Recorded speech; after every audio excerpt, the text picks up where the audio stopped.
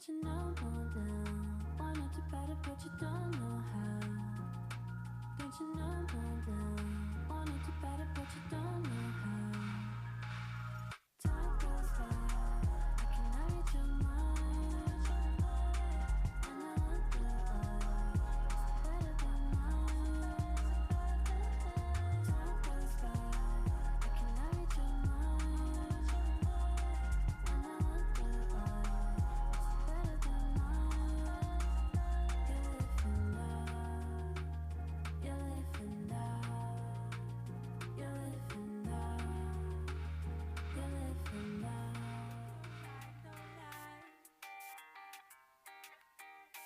Don't lie, don't lie, don't lie. Don't lie, don't lie, don't lie. Don't lie, don't lie, don't lie. I don't lie. I'm sober, I feel. 'Cause each day for me, it all feels oh so real. I know that I should probably take some time to heal. But right now for me, that all sounds so ideal. Guess I'm stuck in a loop. It's always the same for me. Guess I'm stuck in a pattern. I really need something to make me sane. I guess we all can relate. Is it really that bad to wanna find somewhere that you can go to escape? Somewhere you can run, somewhere that's like home, somewhere you're not alone. I don't lie, I'm sober, I feel. 'Cause each day for me, it all feels oh so real. I know that I should probably take some time to heal. But right now for me, that all sounds so ideal. If you saw what I saw, if you've been where I've been, where I be, if you knew what I be, who would do the sadness ain't deep. Maybe you feel the same. I know that I'm the only one. I got to find out. I got to make it through. Got to make it through. I don't like how sober feels. I don't like how sober feels. I don't like how sober feels. I don't like how sober feels. I don't like how sober. I don't like how sober feels. 'Cause each day for me, it all feels oh so real. I know that I should probably take some time to heal. But right now for me, that all sounds so ideal. I don't lie, I'm sober, I feel. 'Cause each day for me, it all feels oh so Back 1, 2. I know that I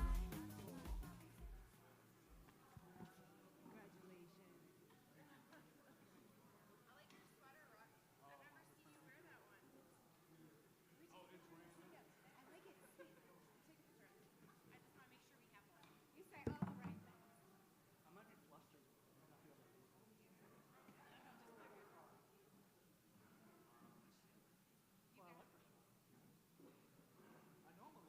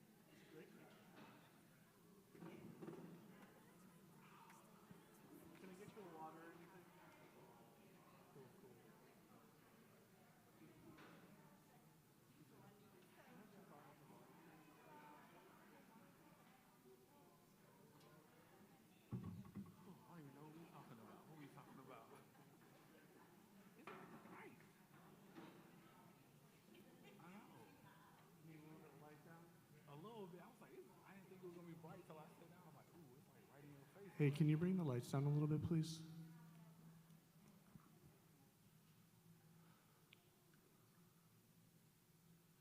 that good? It's good?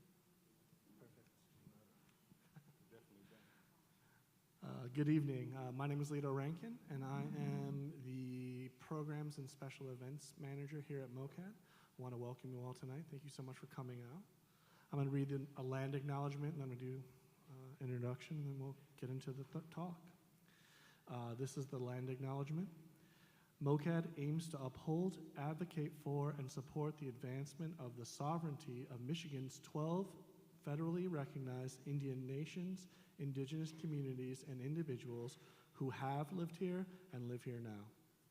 We operate on occupied territories called Wawiatanang, named by the Anishinaabe, and includes the three Fires Confederacy of the Ojibwe, Odawa, and Potawatomi peoples. We hold to commit to indigenous communities in the Wawiatanang, their elders, both past and present, and future generations. We recognize that all indigenous peoples, here and beyond, whose land has been occupied, have been and continue to be forcibly removed from their homelands.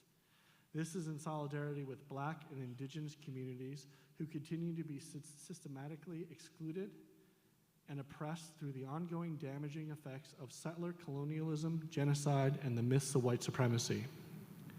MOCAD recognizes that any land acknowledgement we participate in and pronounce must be part of a living process of growing relationships.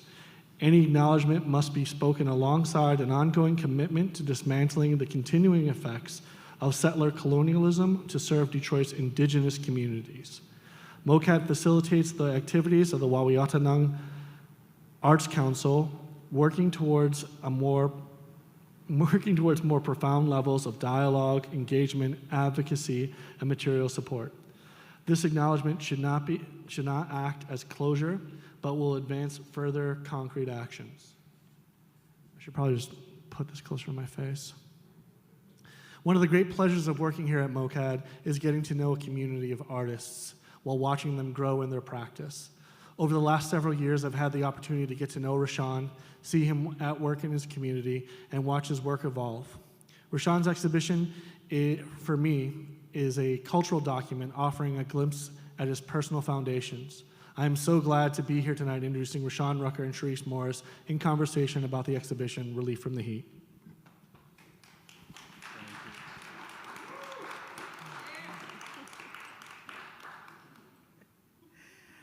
Hello, everyone. Thank you all for coming. I am so honored to be here in conversation with Rashaun this evening about his beautiful exhibition, Relief from Heat. And we do have some very special guests here, so that means a lot as well. But I've sort of prepared some questions based off of my experience with the exhibition, but I do want this to function as a conversation.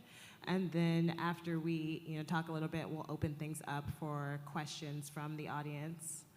But I really want to start with one of the most striking aspects of this exhibition for me, which is the beautiful story of origin that it paints and the way that it grounds so much of your work in your foundation, in your family, and the lessons that you have learned from them and the ways that you share those lessons with the world through your art. And as Black people, of course, this question of origin has been really important to us, and it's been a part of our spiritual understandings of ourselves, that we brought with us from Africa and those that we developed here in the United States. And so I'm wondering if you could just talk a little bit about, what that origin means to you, how your experiences and upbringing within the Black church community has shaped your sense of identity, the ways that you approach the world, and the ways that you share that and share those ideas with everyone through your artwork. It was a big question. I think, I won't say forever, but I think maybe in the last 3 to 4 years, my work has turned more to family narrative type of work. It's always been about Blackness and about culture, but it's turned more it's turned more inward, and I think that actually came about a little bit listening to an interview from Wendell Clark, one of my favorite actors who played the heavyset detective on The Wire. I can't even think of his name right now. Bunk, yeah. So I was listening to an interview with Bunk, and he said, the more specific you make things, the broader they get. And I was like, oh, I never thought about it in that way. And I was like, because he was like, when you really dig down and you get very narrow, it gets very broad because everybody has similar experiences no matter what. And doing this body of work, I wanted to talk again about my family, about foundation, but I also wanted to bring in my 20 years I spent as a photojournalist. Most people don't even know I worked as a news photographer. I think it's like when people, they were like, oh, you worked it. I was like, yeah, it was a whole nother lifetime. But I spent 16 years at the Free Press. The 4 years before that, I interned at the New York Times, at the Atlanta Journal-Constitution, at the Winston-Salem Journal. I spent a lot of time shooting sports, shooting stories, shooting culture, and I always tell people that time in my life, being a news photographer and a photojournalist, it gave me a PhD in humanity. Because almost every time if you're a journalist, I won't say every time, I would say 90% of the time you meet people, it's at the worst moment in their life. It's usually bad. I always tell people if I show up, it's bad most of the time. Like, if I'm there with a camera, somebody got killed, something's happened. It was rare that we were there like in good times. We should have been there more for good times. And I think it was my mentor at the Free Press, Hugh Grantham, and he always told me, he said, no matter when you show up, no matter what's going on, everybody needs to be shown with dignity. And so I always took that with me. And he also told me, shoot with your heart. It's the biggest weapon you got. And so when I thought about this show, I wanted, to talk about my family and do some different things, but also working with Jova, who's the curator.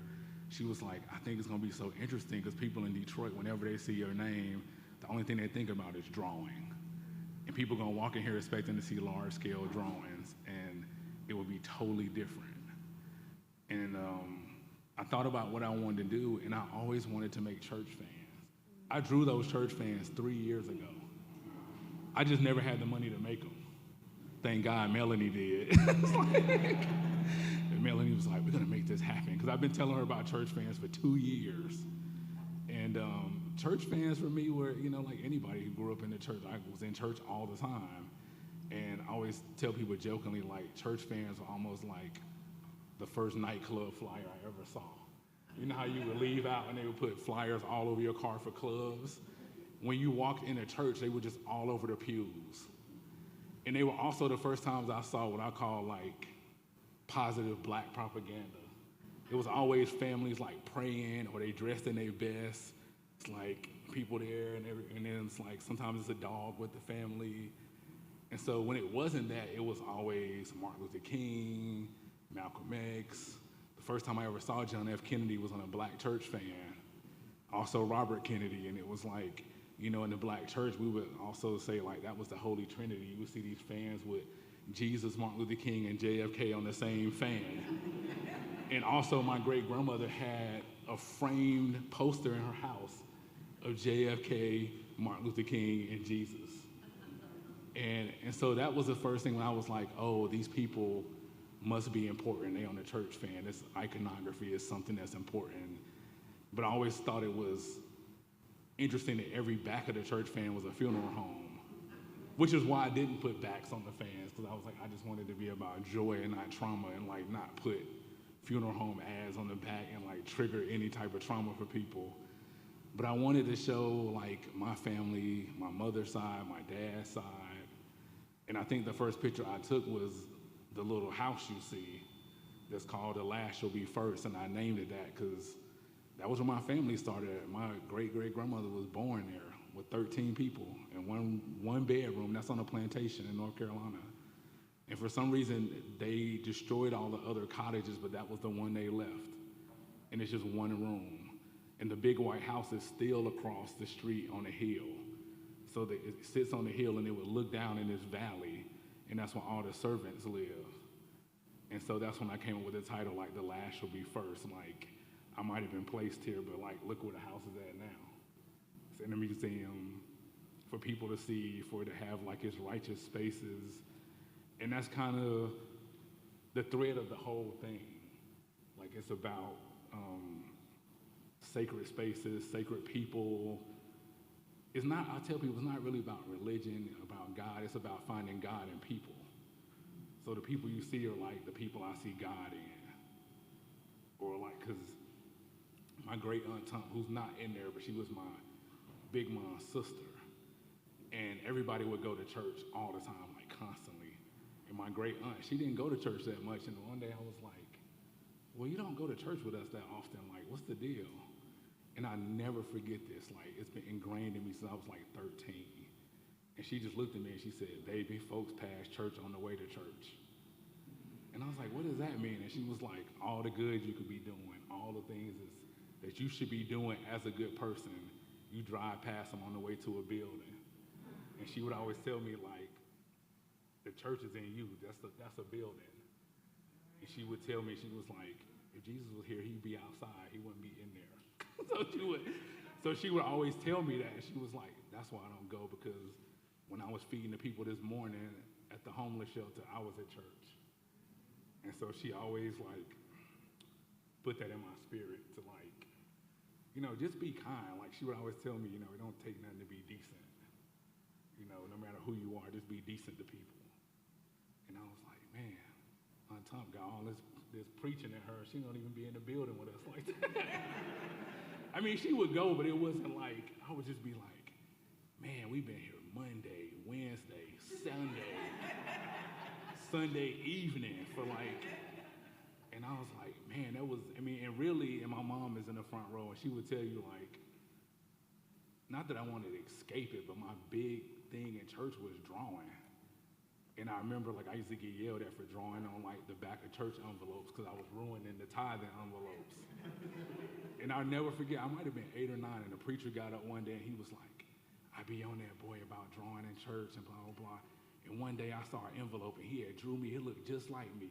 So you can draw. It was like, you could draw as much as you want to. And so I was just, so a lot of my foundational things as an artist, like, came from family in Black church. And we went to a church, like a lot of people, it was just really comprised of like 3 families. The whole church was like literally 3 families, but like maybe 15, 20 people in each family. And so it was really easy to like feel safe there and feel like it was a good space. And, and also fans of like really handheld small things. And I wanted people to see us like big. So I wanted to make a fan like quadruple the size that it normally is. And I wanted it to be like something, I wanted to use iconography that like collectively, not just Black people, but anybody who ever been in the church know what a church fan look like. They've seen them, they know what they look like. So it kind of came from that, like just all those different things and thinking about it. And a lot of it came from COVID too, probably, honestly.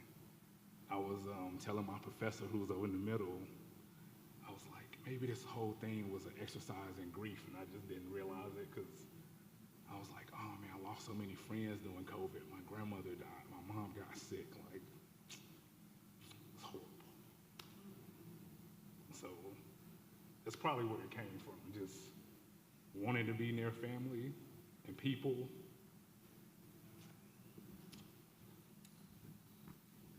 Yeah, thank you. Dang, Cherise, you got me crying first.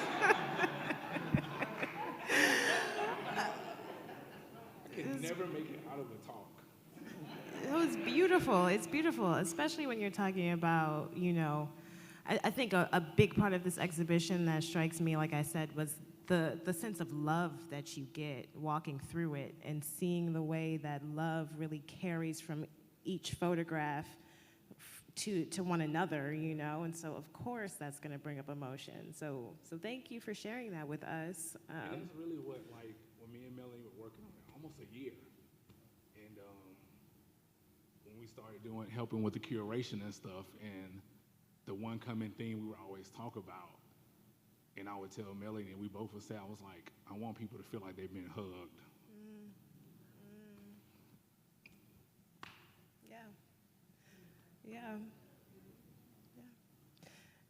And, with that, most of the photographs are not centered within the space of the church, but a really striking part of the exhibition is the installation component, that really draws people into that sacred space and that space where love really guides the way. The display of the photographs on the fans, the pews, the carpets, you have these beautiful little shrines or like altars placed throughout. And I'm wondering why it was important for you to bring the viewer into that space with you, even though the photographs, speak to, I think, the ways that so much of what is gathered in that space is carried forward. Like you said with your aunt, talking about, church being on the way to church and God being in people. I think what it was that, I was trying to find these people in spaces I saw God in, but I wanted to bring the church in because even though I see the God in these people, they all have a foundation of God. They were all people who grew up in churches. And so I think even though it wasn't simply that for me, it was like everybody in here occupies that space. And I'm looking at it, and the things that like right away for me was like, I don't think I've ever been in one black church that didn't have red carpet. And a very particular type of red carpet. And so they drove like 4 hours across state to get that carpet. Shout out to Ben, because I was like, Ben, it's gotta be a mix between royalty and trap house carpet. It's like a very like in between, like it's gotta not be new, but it's gotta look really like regal. And he was like, man, I drove like 4 hours to get that carpet. And I was like, I appreciate it, man. Like it ain't gonna work without the carpet. And I remember I grew up, we had red carpet. And so I got my mom to like send me some pictures from the church. And then when I sent them to MOCAD, they were like, man, these pictures you sent got purple carpet. And I was like, yeah, they changed the carpet in the church I grew up in. Because it was kind of really anchored to look like my church, the church I grew up in. And I was like, yeah, just ignore the carpet. This is just what it looked like. Like, we just need to find the right red carpet. And I think like the red gives you that warmth and it makes you feel like, and the tambourine and the Bible. That's my childhood Bible in there. That was the first Bible my grandmother ever bought me. Thankfully, it hasn't walked away, but that's my Bible. Like the offering plate with the usher gloves and the tithes and offering envelopes, like all those things like resonate with me. Even when I go home, like I spent my entire life when I wasn't drawn in church being the usher. And she'll tell you, even when I come home now, they make me usher. I'm like, I'm 44 years old. Like they will literally look at me and I could be sitting beside my mom and they'd be like, hey. Like they could be short people. And so whenever I visit, I don't ever get to sit and enjoy because I'm like ushering, I'm also counting money.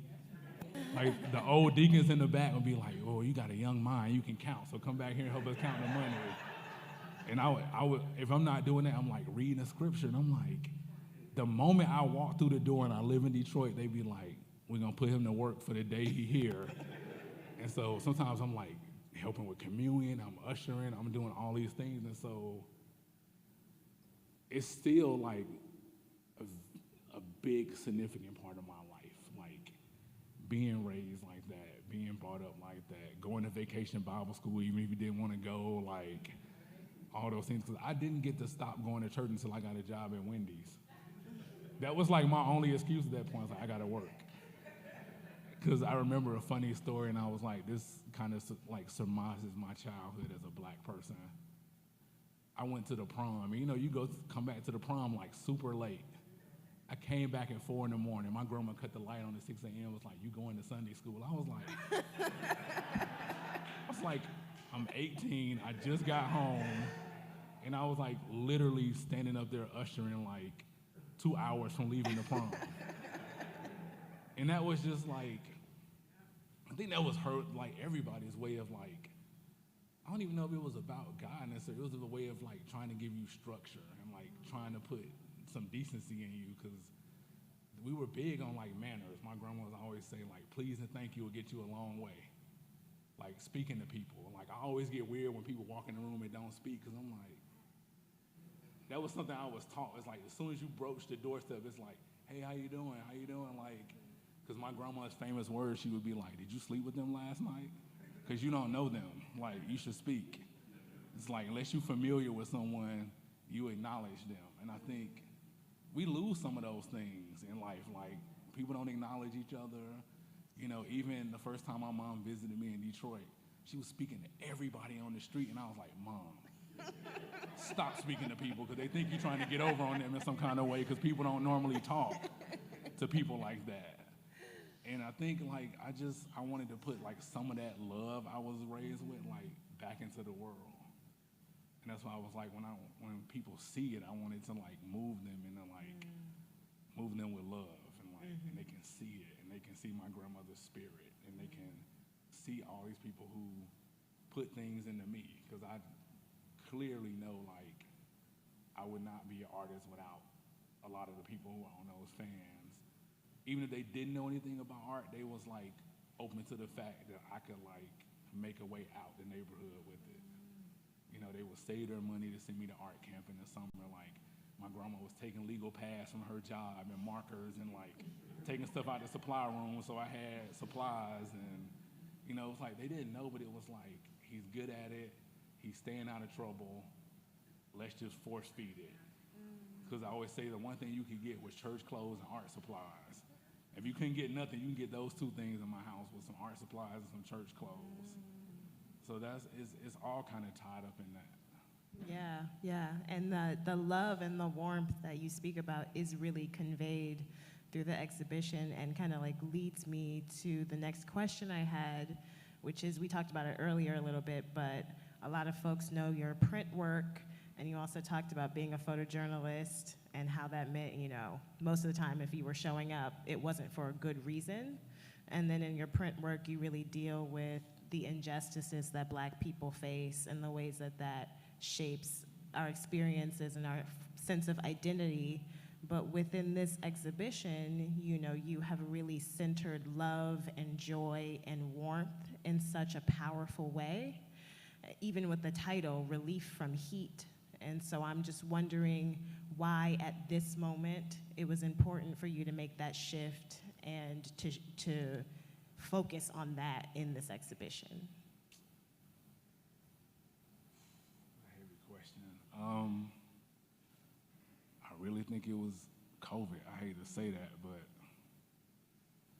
like I was saying, going through that, like I lost, man, I know like 10 people that passed away from COVID, like personally. My grandmother passed.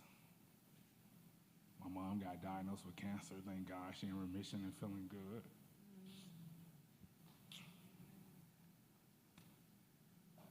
And I think I had made such heavy work that I was like, I think I needed relief at the time. Like, I needed to just find some goodness and some joy. And you know, sometimes just gratitude change how you approach things. And I think I was just in a space of being grateful. I mean, I didn't even talk about me. At the same time, I had 2 heart surgeries, got a defibrillator, pacemaker put in during COVID.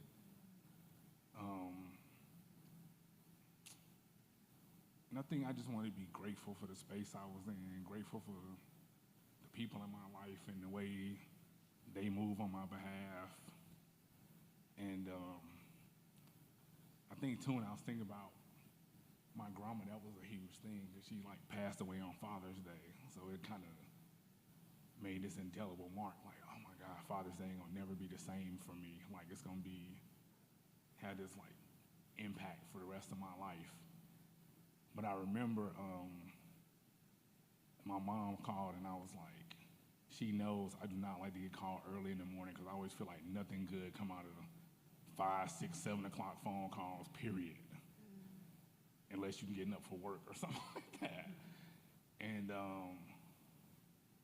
And I knew it was bad because she didn't call me. Somebody else handed me the phone. It's like, your mom want to talk to you. And I was like, oh. But that was such a dark day. But then the next day was kind of interesting because I had done these 13 drawings, and the African American Smithsonian had been looking at them for 2 years, and they were like, oh, we're interested in these drawings, and like the gallery had told me, and I just kind of like, whatever. And I didn't hear nothing for like a year. Like it just kind of went dark. And the day after my grandma died, I was like, they called and was like, oh, they're at the museum, they bought them. And I was like, I appreciate you, Grandma. Mm-hmm. Like, because I knew that was like, that was her. Absolutely. Because like, I knew something go dark that long. And I was like, that was like her last little gift to me. And I think it was just like, I just wanted to be happy for myself. I just needed to be happy. I just needed to like spread some joy, like really do the work that I thought was necessary. And I kind of just started like attacking the concept. And I remember right around that time, I was talking to my good friend, Fred Saffold, is right there. He was like, man, Ruck, you need to slow down, dog. Like, you always going.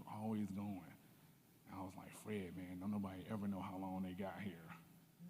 And it's funny, because every time we talk, he always tell me that. He was like, Ruck, I'll never forget you said that to me.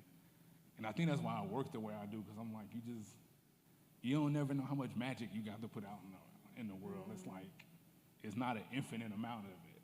You know, it's like, you know, you only got so much, and it's like, whatever you can sprinkle, that's what I like to do. It's like, you know, and thinking about just the people that I highlighted, I'm like, you know, there's a picture of my dad holding a picture of his grandfather, and I'm like, I think he might have been the smartest person I ever met on earth, and he never went past the 3rd grade. But it gives me great joy to see him in a museum. Like where he belonged. You know, he got put out the house when he was 12.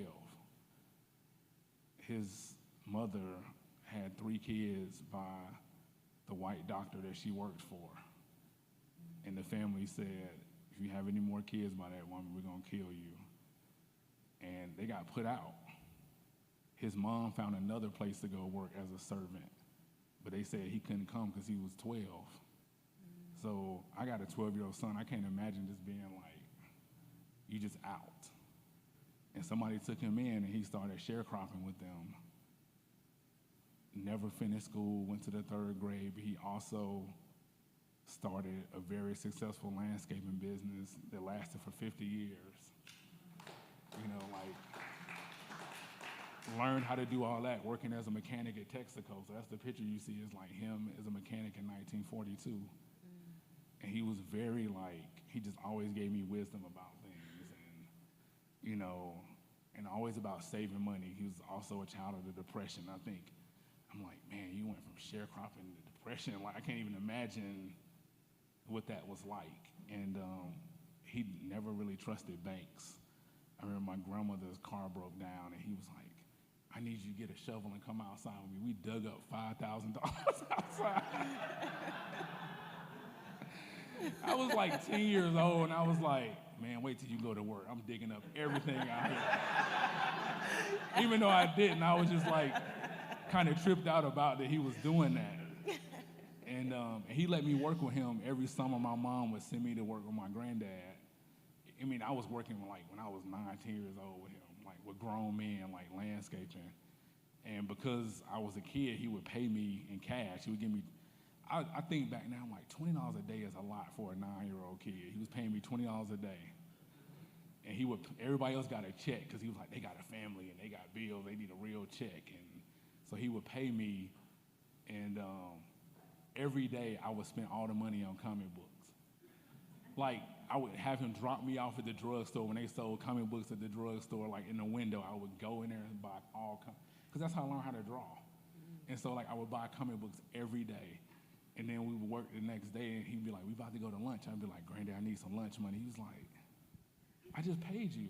And I was like, well, I spent it, you know. And so one day we were going, and he was about to pass it was like an Eckerd drug. They don't even exist anymore. We were about to pass the Eckerd, and I was like, Granddad, drop me off. I want to go get a magazine. So it was either comics or like Mad Magazine.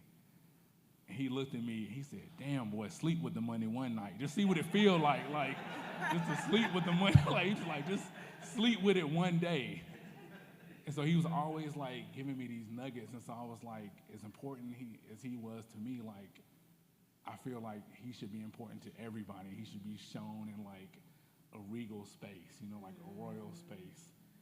And he would always throw these huge family reunions, and like he would pay for everything. And that was his thing because he didn't have a family. His dad was white but never claimed him. And he sharecropped, and when you get put out at 12, family is like everything to you. So that was his thing. I want to bring my entire family together in these big spaces. And we would have these big, like 200 people like every summer for a week. And he would pay for everything.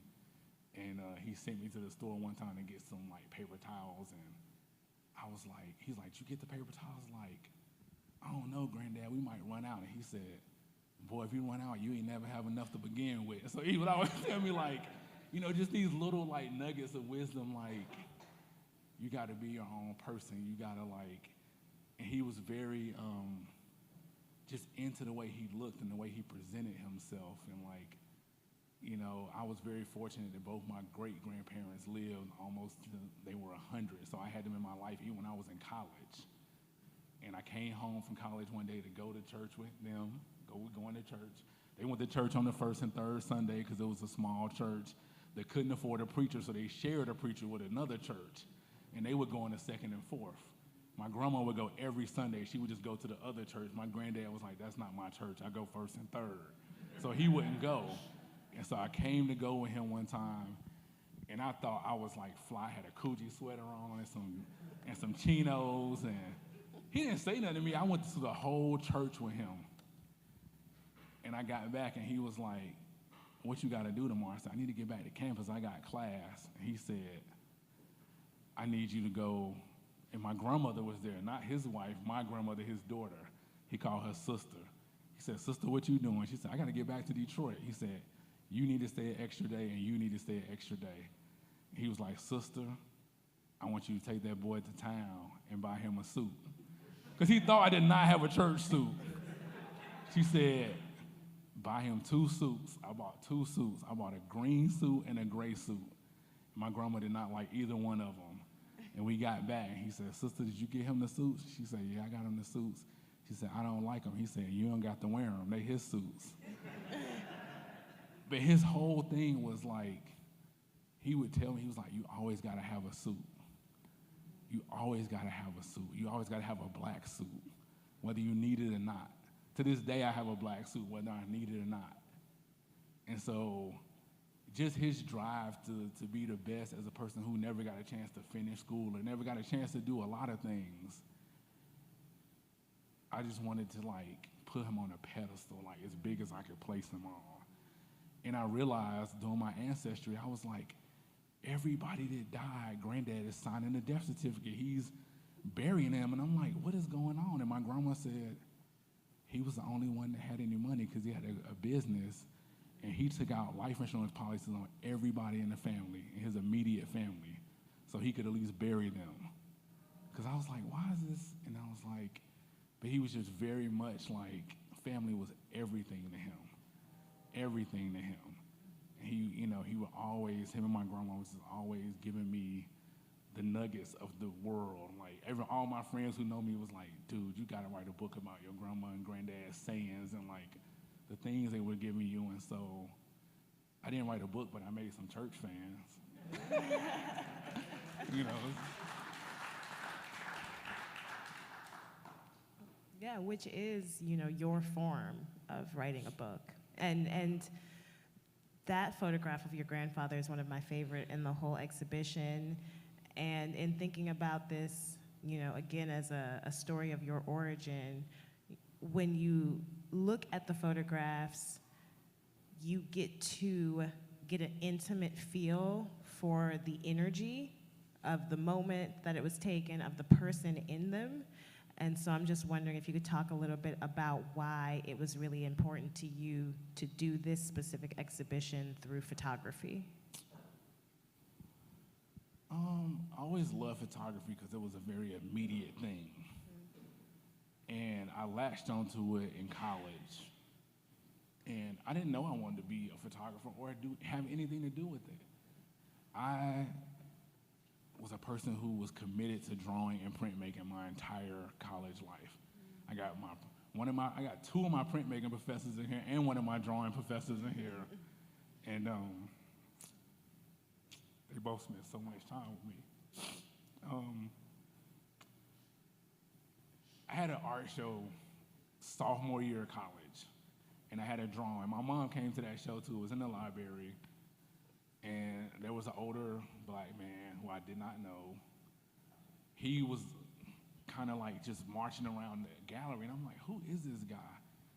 And he was like, did you draw that? And he was like, I've been looking for you all day. And I'm like, yeah, why? He was like, I'm the photography teacher on campus. I want you to take my class. And I was like, don't need it. Because photography was not an art class, it was a journalism class. And I was an art major, so it didn't serve a purpose for me. And he was like, I'm teaching in the summer. I was like, got Pell Grants, got loans, don't need no extra stuff. And he just stayed on me like for weeks about it. He said, just come. He said, okay, this is my final offer. He said, come to the class, don't register, just sit in the class, do all the assignments, turn them in like you're a student.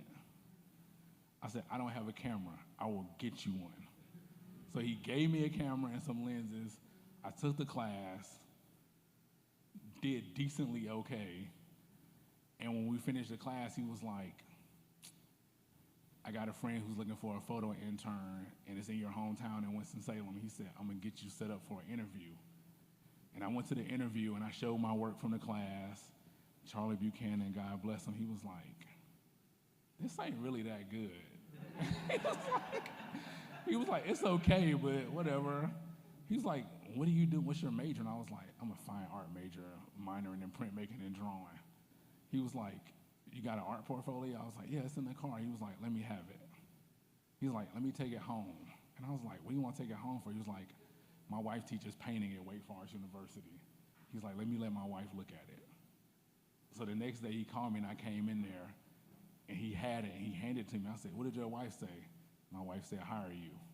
She was like, I don't know about photography, but she was like, he's an artist. And he was like, this is what we're gonna do. I'm gonna hire you and I'm gonna teach you everything I know through the course of the summer. So I did that and I excelled there. And he hired me every Christmas holiday, every Thanksgiving. Anytime I came home on the weekends, if I just said, I'm coming home for the weekend, he would give me jobs. He sent that same stuff to somebody in Atlanta. I showed up in Atlanta. I was like, oh, I'm here because I'm like, they're supposed to have me for an interview.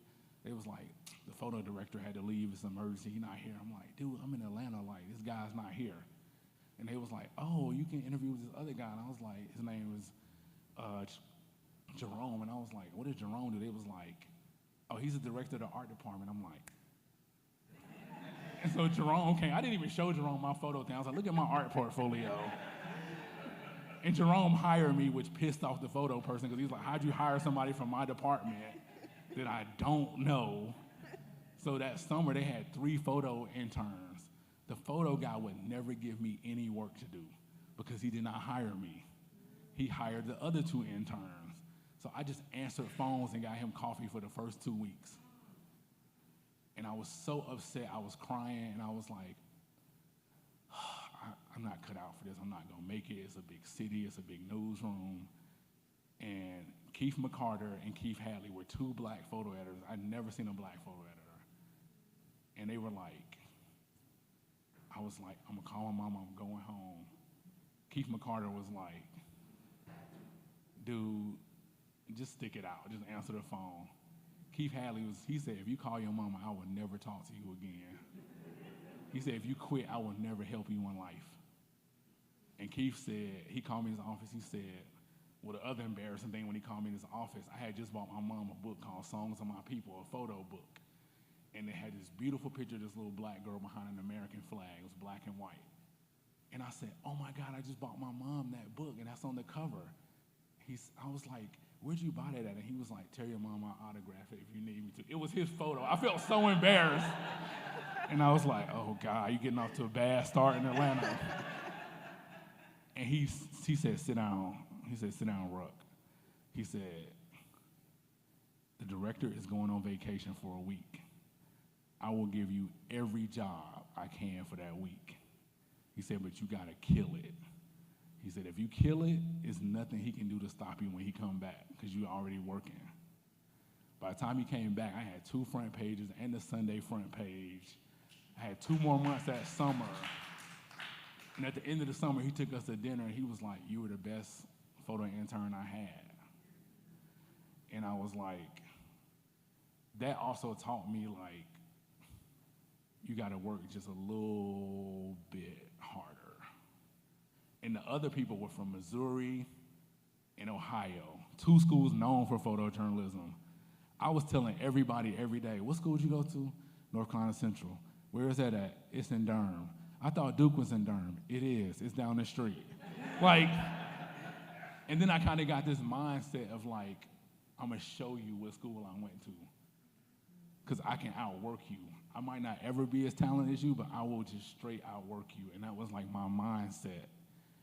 And that led to an internship at the New York Times, which led to what the Free Press offered me, a 1-year internship, and I couldn't take it. And Nancy Andrews, who I love dearly, was the director, and she said, well, when are you coming to Detroit? And I said, I'm not. I said, my cousin's getting married in a couple months. And she was like, why don't I fly you in for your cousin's wedding, and you can leave for a couple hours and interview here, and then we'll just keep it a secret. And so I did that, and then she flew me back. And then when I got back, somebody had broken into my car. They had stole my art portfolio, and they had stole my camera equipment out the trunk. So Nancy had called me today to like, just say, oh, it was a great interview. You know, you're really green, but we like inspired by you. Send me every picture you take. I want you to send me an email every week. And I was like crying, and she was like, what happened? I was like, somebody broke in my car, they stole my art portfolio, stole my cameras. She was like, oh no, that's so sad. And then we got off the phone. The next day, there was a FedEx box. She had replaced everything out of her own pocket, and it had a little note, and it just said, keep taking pictures, Nancy. And then she called me, she was like, you owe me. She was like, I better get that email every week. And so I would send her emails, and she would be really harshly critiquing it. But then, like, she offered me a full-time job, and that was how, you know, I ended up in Detroit. And I remember after my first year, it was harsh, because this is like a big newsroom, 20-some-odd photographers, and it's Free Press people in here. They would tell you they did not hire people straight out of college. I was like one of those kind of rare people, and I felt like I was floundering a lot. If it wasn't for Hugh Grantham and other people kind of like keeping me buoyant, and I remember I came in to Nancy, and I was like, I think I need to go back and work in the newspaper at home, because this is like too big. And I remember she was like, I didn't hire you for right now. I hired you from 5 years from now. Like, just do what you need to do. And like, maybe a month to that exact date, I won a national Emmy, and she was like, it's been 5 years. And she was, you know, she was like, you turned out to be exactly what I thought you could be. I just needed you to stick to it. And I remember going back to Central after that, and Dr. Levitt, who was my photo teacher there, I saw him, and he was about to retire. He's a really big man, bigger than me. He had a Nissan Z. You know how small a Nissan Z is? He was sitting in his Nissan Z. He was like, get in the car with me. I'm like, man, how we gonna both get in this car? Like, we was literally like touching each other like in the car. And he was like, I'm so proud of you. I'm so proud of you. And he said, I've been teaching photography for 20 years at Central. And he was like, I only had somebody like you one other time. And he was like, as a teacher or a professor, you only get students like every 10 years like that. And I had no clue, because I never taught. And I was like, wow, is it really like that? And I would meet other professors, and they would tell me like, it is really like that. I mean, Rose, who's sitting there, took time to like help me do my first large-scale drawings. And Mary Lou, who taught me how to do a lot of printmaking, she would always be like giving me more to do on my own, because she was like, you're a little different from everybody else. Like, let's do something that's more complex. And they would challenge me and challenge me and challenge me. But photography became a thing where you can make art in a very immediate way. And it still had composition, it still had rule of thirds, it still had light, it still had texture, it still had mood, it still had all the elements of art. And you can put emotion in it. And you can see people in their best and their worst. You can make people feel empathy for people. And I always felt like that, and I always was like, no matter what, when I show up, I gotta make them be their best. And I learned that on my first day at the job in Atlanta. My first day in Atlanta, when these people wouldn't give me anything to do, the guy had to send me somewhere because he had no other choice.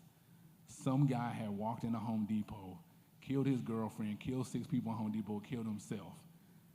Everybody was gone, and I'm answering the phone, and the guy who hated me said, I don't want to see you anywhere. It's your first day, but I don't have a choice. And he was like, I need you to go to the girlfriend's house and get her parents to take a picture of them holding a picture of her. That's like your first day. And everybody who work in newspapers know they do that. It's like people die. It's like you got to show up on somebody's doorstep that same day. And I was like sitting in my car and I'm like scared because I'm like, they just found out their daughter got killed an hour ago. Yeah. And here I am with a camera like from the newspaper. And a car pulled up and it was her aunt. And she said, who are you? Of course, because I'm a black dude with a giant afro sitting out in front of a white person's house. It's like, I'm from the Atlanta Journal-Constitution. I need to take a picture. And she was like, for some reason, she understood it. She was like, let me talk to my sister. And she got her sister and her brother-in-law to come outside and do it for me on the front porch. And I was like, oh my God. And I was like, this is photojournalism. So when we would get interns, I would tell them like, this is not for the faint of heart. You got to show up in some of the worst times, the worst things, the worst everything, and you got to like be on it. I mean, Brian Kaufman's sitting back there, Emmy and Pulitzer winner, photojournalist, one of my colleagues. We done sat in cars many a day, staking out things, looking for things, going to funerals, going to Rosa Parks' funeral, Aretha Franklin, going to stuff you don't want to do. But I also think that even in the worst times, it requires your best effort. And so that's what I always thought about. And for this, I wanted to show people my best effort in photography, my best effort with my family, the most love I could show people. And so that's why I was like, photography is what I need to show here. Beautiful, beautiful. Wow, also, it's amazing to know how you actually got to photography and how it found you in a way, you know? And I think my last question that I have for this evening is, a lot of the exhibition is about community as a sanctuary space, the Black church as a sanctuary space, love as a space of sanctuary. And I also think that, creative practice and art can be that space of sanctuary as well. And so I'm just wondering if you could talk about your experiences with that, how your creative practice and art has been a space of sanctuary in addition to your community. I'll start off first with thinking about this in Black Sanctuary. That actually started with my homie and amazing artist Mario Moore over there. We did a collaboration in MOCAD last year, and we met for coffee, and we sat in a coffee shop for like hours. It was funny, we was having this conversation, and a dude we didn't know was sitting at the table beside us. He was like, y'all should have an art podcast. That's what he said when he got up, because he was like listening to us talk, and I was like, dang, dude, you just sitting here drinking coffee, listening to our whole conversation. But he was doing work about his great-grandfather. I was talking about family, but the thing that we came down to and narrowed down to was Black sanctuaries, and what are Black sanctuaries. And for him, it was the land that his family had. And for me at the time, it was my big mom's porch. Like place is a black sanctuary. And so that's what I thought about when I was doing this. And my practice being a black sanctuary is funny because it has been my sanctuary. And it's kind of like akin to like nuns who make rosary beads and stuff. And it's like this healing through making, you know. And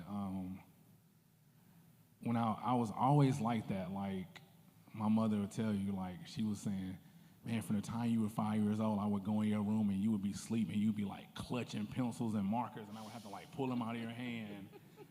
And one of the times I got like the worst trouble in my life, we had just got new carpet, and I fell asleep with a bottle of Higgins Black Magic ink in my hand, and I spilled it, and it was almost like the shape of Africa on this brand new carpet. And they were so angry, and they were like, "You're gonna live with this," because it was in my room. So I had a big black spot in my room for like 5 years.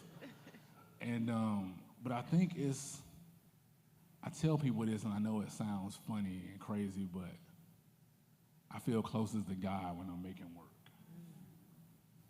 And maybe because I think that's because we all get a talent and we all get something, a little sprinkle from the universe, and I think you always find your best self when you're operating in that magic, whatever it might be, whether it's social work, whatever it is for you. And when I was in college, I used to get clowned and joked on a lot by my fraternity brothers. There's a lot of my fraternity brothers in here. I'm a proud member of Omega Psi Phi. There's a lot of brothers in here. But they would call me and they'd be like, "Oh, we going to this party, we going to this, we're going to do this." I'd be like, "Man, I'm drawing." And I could hear everybody in the back laughing. They'd be like, "Dawg, he said he drawing." And they'd be like dying laughing. I'd be like, "Man, this is serious." And they'd be like, "So you gonna skip out on the party because you want to draw?" And I was like, I'm in this moment. I call it, I always jokingly call it the hallelujah moment. Because there's times as an artist, and I think all artists experience, when you're making work and you can't make a bad line, you can't paint a mistake. You're just in this really sacred space. And I know this sounds crazy. I'm gonna think I'm crazy. There's times when I'm drawing when I feel like I'm not moving the pencil. Like something else is drawing. Like something else is moving. And you can't hear anything. Because people would be like, Ruck. And I'd be like, "What?" And they'd be like, "You didn't hear me?" And I was like, "No," because I had like, you tunnel in so deep. And it's like, that's why most artists just work in solitude. Because it's like, that's our church. That's like, our expression. That's our praise and worship. That's my praise and worship. I always tell people when I have shows, and I was telling my other professor, Emmy Bright, this one day, and she was like, "Are you excited about the show?" And I was like, "I'm never excited about shows." Melanie will tell you this because she was always like, "Dang, man, you like a Debbie Downer. You never excited about the shows." And I'm like, my joy is in the making. Like, what you see is the residue of my joy. That's for you. I don't get enjoyment out of that. My joy is in the complete making of something. Because most artists, when we make something and we find so much joy in it, we immediately want to make something else. So when you make something, you put it out to the world because you're like, I'm ready to make something else. Because it's like a high. It's a natural high. You want to feel joy. And, and it's crazy to say it, but I think artists understand it, musicians, other people who have an obsession about something in life. And I would always tell people, like, don't ever make me choose between you and art, because you might not win. Because I think art is something for most artists has always been there. When my parents separated, when people get sick, when things go astray, when bad things happen in life, the pencil is always there, the paper is always there, the paint is always there. Like, it's an unconditional love of materials. The way people love their dog when they come in the house is the way when I see art supplies, I'm like, no matter what, you're going to be here. You're going to love me the same way. You're going to be a thing. This is my special pencil. You might lose a pencil and you're like, man, I made great drawings with that pencil. It never failed me and now I lost it. or now I lost this thing. And I think making work is our worship and praise, but going to church is when you with other artists. Like when I'm with Tylon and Mario and Sabrina and all these people, Scheherazade, like, sometimes when you get around other artists, they're the only people who understand you on a deep level. You know, the only person you probably can have an hour-long conversation about paper, too. Like, you know, it gets to that depth where you're, like, talking about materials and supplies in that way. And I try to tell young artists when they ask me, because that's always a question they ask me, like, what's the secret? I'm like, ain't no secret. The secret is the work. Like, the space in between you and your goals is just work. That's the only space. There's no secret. And I think a lot of young people, I think just because of generational, because I look at my kids, like, they live in an Eggo waffle world. Like, everything is ready in 60 seconds. I'm like, the world don't really work that way. Like, there's a reason you go through a journey. There's a reason you show at 10,000 coffee houses. I think you do that so you can appreciate the big moment. And you can appreciate other people appreciating what you're making. And when I was making this work, all I ever thought about was like, all I care about is my mom and my grandma liking it. If they like it, I'm cool. Ain't nobody else gotta like it. You know, because I think that's what we do as artists. It's like you want people to like it, but you also, it's more about you getting it out in the world. It's more about you getting out of your head. Because all of us have these minds that are like gerbil wheels. It's just constant ideas and it won't stop. And that's why you always see us with sketchbooks everywhere we go, with pieces of paper, with like tattered things, because we're always like, you know, like some of my friends, like Fred and them, I was talking, they'd be like, how you come up with this stuff? And I'm like, I think all artists' minds be like on fire, like explosions everywhere. And I feel like you don't know that. It's like a beautiful chaos in a way. And you know, and I also tell young artists, like, they always like, well, when I get the studio, I'm gonna make this type of work. And I'm like, I work in my house. I ain't never had a studio. I'm like, you just gotta love what you do. Like, you gotta grow where you can grow at. And I think people get caught up in like, I don't have this studio, I don't have this type of paint, I don't have this, and I tell them, I said, that's an art supply. You the tool. You the real tool. Because if you really about that work, you can make a Crayola pencil sing. If you really, really, truly like in worship, in tune with it. And I was like, don't ever let things like become a barrier to you working. And I think just like,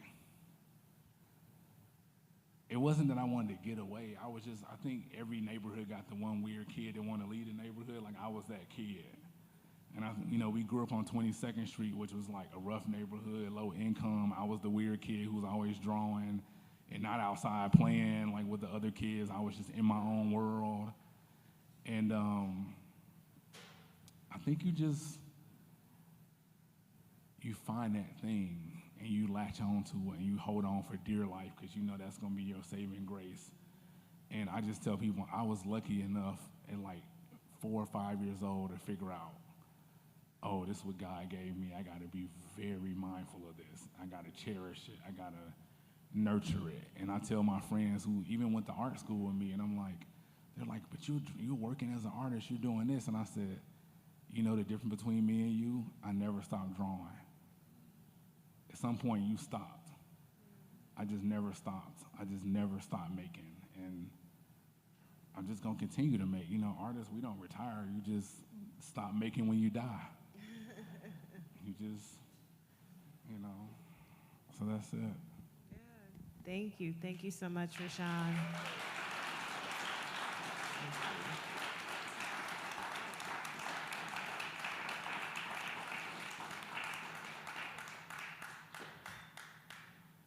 So now I want to invite up anyone from the audience. If you have questions that you want to share, you can, gesture and.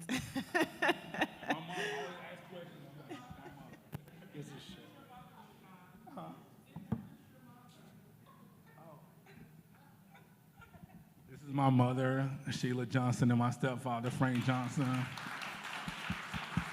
They just flew in from North Carolina, so they got off the plane, got some Bucharest, and we came here. And my partner, Ashley Lee, is in the front. She came in from Atlanta, so the whole family's here.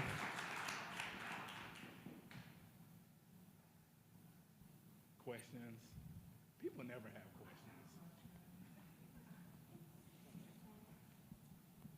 You give a whole lecture at college, like questions to all the students.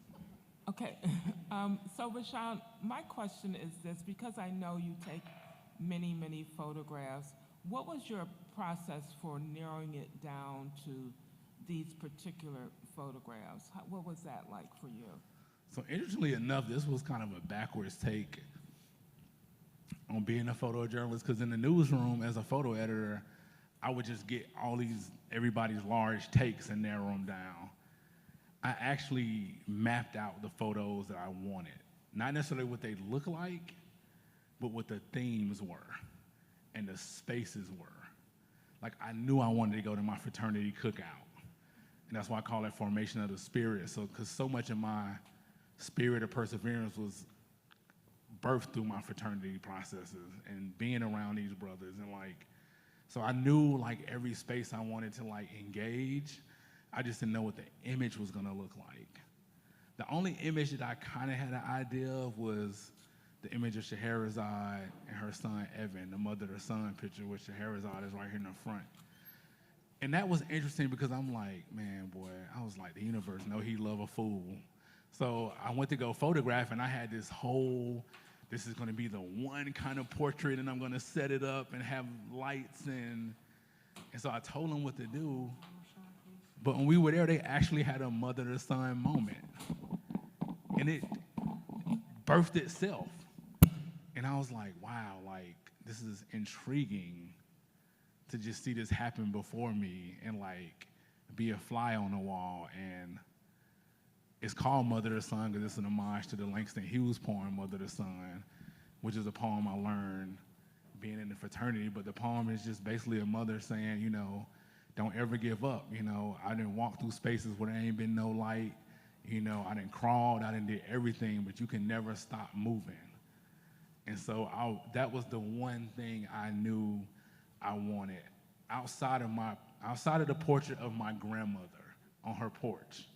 And I knew that was gonna take a lot of cajoling because she's 86. She don't want her picture taken. A lot of older people don't take my picture. And it was a lot of is this gonna happen? It might not happen. I hope it happened.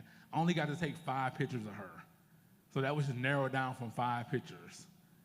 And so that was kind of the only one I knew I wanted to make an homage to my other grandmother, my mom's mom, and I didn't know what it was, but when she passed, my mother sent me the earrings she used to wear to church, so those are her earrings.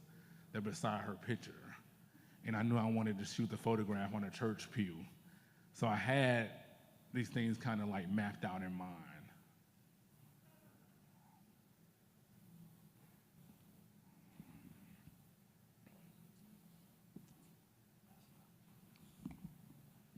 What's up? My brother.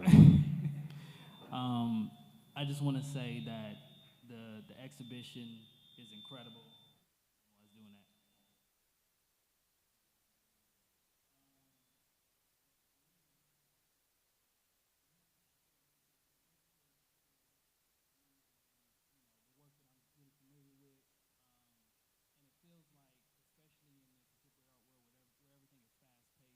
Expect, us to kind of produce on this crazy scale. And it feels like to me in this show, you really slowed down. And it feels intentional. Like you really took your time versus, your drawings, your printmaking. Can you talk a little bit about that, and I know you kind of talked about it with COVID and things like that, but talk about slowing down. Because the work also has a very slow feel to it. You really have to kind of spend time with it. I think what happened at some point in the last couple of years, because you're right, people, the contemporary art world is post stuff, post stuff, post stuff, post stuff. You ain't post tomorrow, you ain't hot no more. If you ain't posted every 3 hours, and they want to constantly see work and they want to constantly churn and do this. And maybe like 2 or 3 years ago, I just kind of made up in my mind, I'm like, as long as I'm validated by it, it don't matter. I always tell people, like, I want to be the De La Soul of art. De La Soul was never the hottest, but it's classic. Whenever you cut it on, it sound good. It don't have no time element to it. And I kind of was like, I want to be more intentional with the work I'm making. And it was something that my grandmother used to say to me, my mom's mom. And when you worry about that as an artist, my grandmother would always say, and my mom would attest to this, she would always say, when I would feel rushed about things, she'd say, God got a way of slow walking you down. She was like, time will catch up. If it's meant for you, it'll happen. And I was like, I need to be very intentional about what I'm making. I need to be happy about what I'm making. I need to be validated within my own self about it. And it's like, I don't care who acquire it, as long as I like it. And that was the thing that I had to like come to realization with, because I think the way the contemporary art world is now, it's like, it's almost set up to like burn you out, to like kill you. And I tell people, and I tell young artists, and I say, everybody want to be hot. I say, it's a difference between being hot in the market and making good work. I said, if you don't believe me, go pick up any Whitney Biennial book. You won't know any of them names 3 years from now. And I said, I just want to make good work. And I want to try to search for perfection. And when I got to Cranbrook, where I'm now at, doing my MFA studies with Emmy Bright, who I love dearly, like, I think she knows me. So she came in my studio one day. We were talking, and she was like, well, what do you want to do, Ruck? And I was telling her, and she said, and she'll tell you that she looked at me, she said, don't search for perfection, search for excellence. And so now I'm just searching for excellence and not perfection in the work. And so she always come in my studio and give me a hug every time and be like, you're okay, just do you, like, be your best self. I'm here, it's not, and I always told people, I would always tell Tyler, and it was like, I'm going to grad school one day, but I never would do it. I would just keep working. And I told Amy like 5 years ago, I was like, I'm going to come to Cranbrook. And I never followed up on it. And when Dan Gilbert gave her $30 million for like the full ride scholarships, she texted me that day and she was like, I want you to apply. And she was like, I can't guarantee it, but just apply. And I applied, and I went to the interview, and there was all these other students in there. And I remember they were like, well, we don't know, we're interested in painting and this. And I remember I said, I'm only interested in printmaking. I'm only interested in working with Emmy Bright. That's the department I want to be in. And then later I got the scholarship, and it's like, it's just a joy to come in there every day and work with her. Like, honestly, like, she stretches me in different ways. Like, I'm making different work. I got a sewing machine. I'm making quilts. I'm making sculptures. I'm making objects. Like, she's really like pushing me out of my comfort zone. And she challenges me on a daily basis to be better. And she knows I want to be a professor. That's always been my goal. My goal has always been to be Dwayne Wayne at a black college, but Dwayne Wayne teaching art. And have that same leather briefcase he would carry in Different World. So when I got into Cranbrook, my girlfriend brought me the briefcase and was like, at least you got the briefcase, now on to the next thing. And so she also challenges me like with pedagogy and reading and learning how to be a professor, and like talking to me about academic rigor and what it means, and like just an amazing person to study with. So a lot of that is, I'm slowed down intentionally now. Oh, this is Emmy Bright.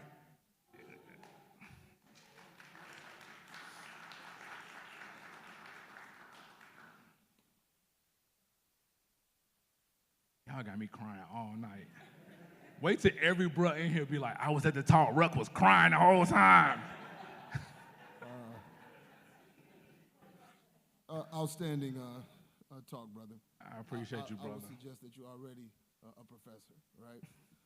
So early on in the talk, you mentioned blackness, right? And how not verbatim, but your work is through the lens of blackness.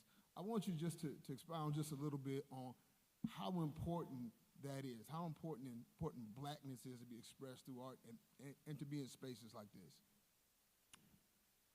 I think the biggest part of like my work being steeped in blackness is like, and it sounds crazy, it's not even like, it's the work, but it's also me, but to me it's always representation. Cause like I really truly believe like you can't be what you can't see. I didn't think I could be a black news photographer until I saw one. And so my big joy is when young black artists see me and I'm like, dude, if I can do it, I ain't no better than you. Like, you can do this. Because I think a lot of times, and we're creative people, but you need people to prop it up. You need people to stand in the gap and say, it's okay to be creative. This is okay. I don't know how many parents have called me over the years and say, hey, Ruck, I don't know nothing about art, but my kid is interested. And the first thing I tell them is like, just be supportive. You ain't got to know nothing about it. Just take them to the camps, be supportive, buy the supplies, like, just keep them engaged in it. And I think, it's important too because most artists are on the forefront of history. Half the history we know is because you go in a museum and you see it. Somebody painted this. You don't know what the Last Supper looked like only because somebody painted it. So that's what you think it looked like so when you think about it going forward, somebody might not ever know what a sharecropping shack looked like 50 years from now, but they might see that. And so I think it's important to put that in the forefront and put whatever your culture is in the forefront because you are literally like outlining history for people. And I think that's something that we sometimes ignore. Like, you're not just making art, you are like really making like a living history, like just like oral tradition history that was passed down in Africa, you're making a visual history that's passed down. I think that's important. And it's important for you to speak about what's going on in your community and issues so they can know 100 years from now, like, he was doing this because this was going on. And so I think that's just like something that you have to like address. Whether in any which way you do it, you can address it in any manner, but I think it's important to keep it, in the forefront. And like I said, it don't matter what I make because whatever I make is gonna be black art because I'm black. Because the moment they see your painting, it could be some trees, and the moment a gallery person or museum see it, they be like, oh, it's black, because I painted it. So it's like, just from that, thing forward, it's like I just think about it in that way and think about, representing, who we are as people, as a community, and telling my own truth. I can only tell you my story. And so that's what I try to do. I try to keep my own personal story, like, in the forefront of what I make.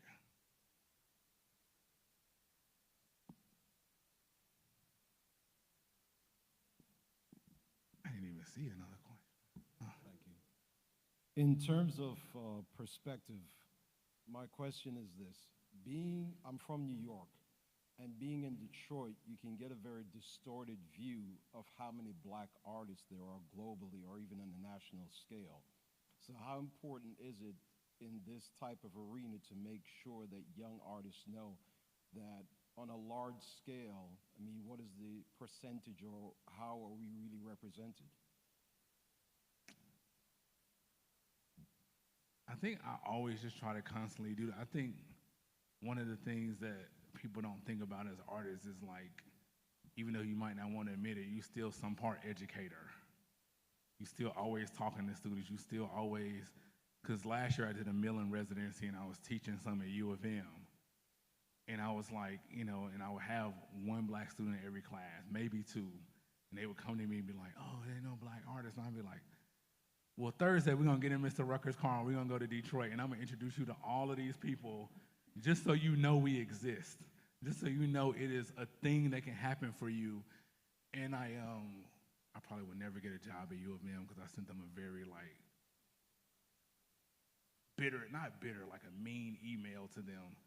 But even after I left, I got an email from one of the professors and said, I got this black kid who's an illustrator and I want you to meet with him because I don't really know how to get to him. And at first I was like, okay, I mean, I do this a lot.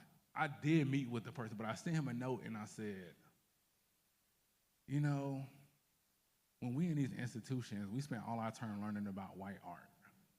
It should be your job to learn about black art and black culture. I said, I was there for a whole year, not one time did I ever send y'all an email and said, I can't give a critique to these white kids because I just don't align with their work. But it's like, I see that in institutions where it's like, and what it does, it's like, it's a dream thief, it's a dream killer.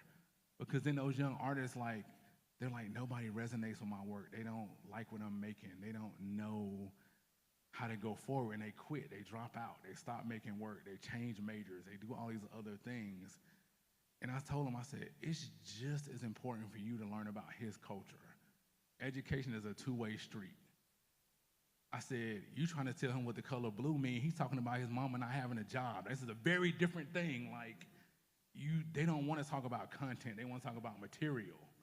I'm like, those are two separate things. I said, it ain't got nothing to do with the color blue. This is about something totally different.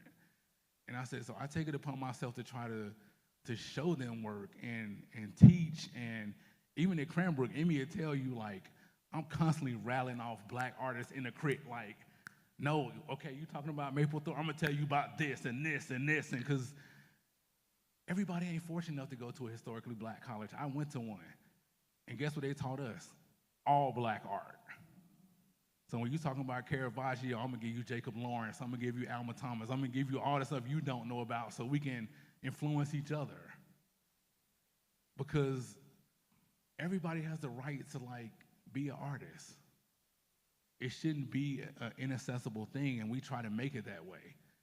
I said, now they're using language to make it inaccessible, because now we're in this position where writing about art is more important than what you made. I go see things, and I'm like, I just read 3 pages about something. I don't know what it's about, and I don't even know what it looked like. But they're using language to make it inaccessible to other people, and black and brown artists and women artists, and it's like, if you don't have black educators, it's like you setting it up for failure. So I always felt like that's why I wanted to be a professor, because I'm like, it's my job to leave Earth empty, to, like, pour everything back into somebody and say, nope, you are valid, what you're making is valid, I can talk to you about it, I can talk to you about your work, I can talk to you about this apple you set in a chair with a lamp beside it that you said is conceptual art, I can talk to you about all 3 things. And I think, like, it's kind of that old adage where I remember my friend graduated from medical school at Duke, and they went to work at a low-income clinic, and their friends were like, why are you going to that clinic? And he said, black people need good doctors too.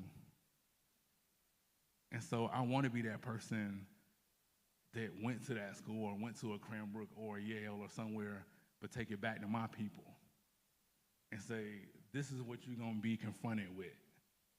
Let me give you the weapons to fight back, because other people that had the weapons for so long. Because I didn't even know what a 401k was until I got a real job. And I would have never known if an old dude didn't take me to the side and was like, hey, bro, set your 401k up, because ain't nobody going to tell you that this is how. If you don't have somebody in there educating, you know, and the one thing I do get upset sometimes with, like, black and brown communities and other people, there's always people who want to be the only one in the room. It's like, I'm in the boardroom, I'm closing the door. I'm like, dude, don't get in the room. Leave the door open, leave a key. Like, why do you want to be the only one? Everybody want to be the only blue chip black artist. There's room for everybody. And I think that's, like, the message we got to tell people. And so what if you don't ever get to Gagosian? You might make it to the middle and still live a happy, fruitful life.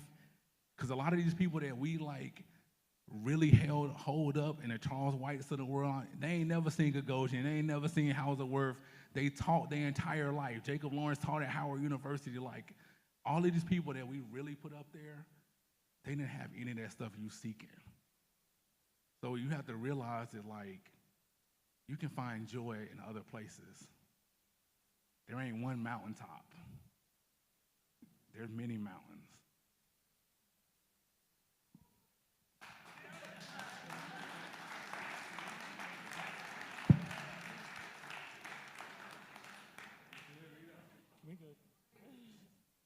We could do one more. I can do one more. If you got one more, I can do it. All right, well, thank you guys for coming out tonight. I really appreciate everything. Let's get another round of applause for Cherise and Appreciate Rashaun. you. Thank you.